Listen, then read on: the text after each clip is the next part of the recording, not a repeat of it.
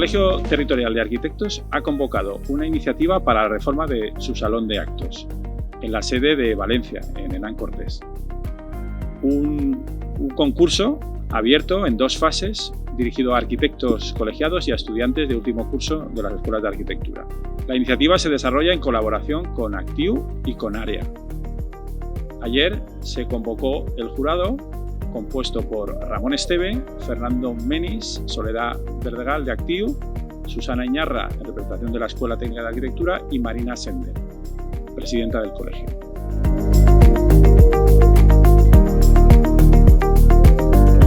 Buscamos un nuevo espacio, un nuevo salón de actos, moderno y actualizado. Pensamos también que debería de ser multiusos y en estos tiempos que corren, pues evidentemente nos parece que se debe adaptar y debe de tener la nueva tecnología que permita las conferencias multimedia y el trabajo online.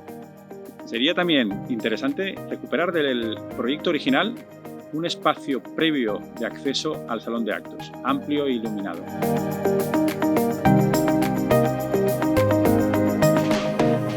El jurado ha seleccionado 3 propuestas para la segunda fase de este concurso.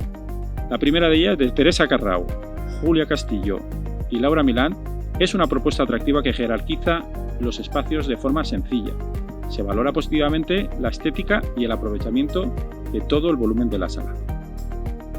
La segunda es de Carlos Laborda Collado y es una interesante materialización de la sala y de la compatibilidad de los diferentes usos. Se valora también positivamente la iluminación directa por fachada de las diferentes salas. La tercera propuesta es de Muñoz y Rausell Arquitectos y el jurado destaca en ella la fluidez y flexibilidad de las salas. Se valora también muy positivamente la posibilidad de introducir luz por fachada y se identifican recintos capaces de resolver eficazmente el almacenamiento de los paneles.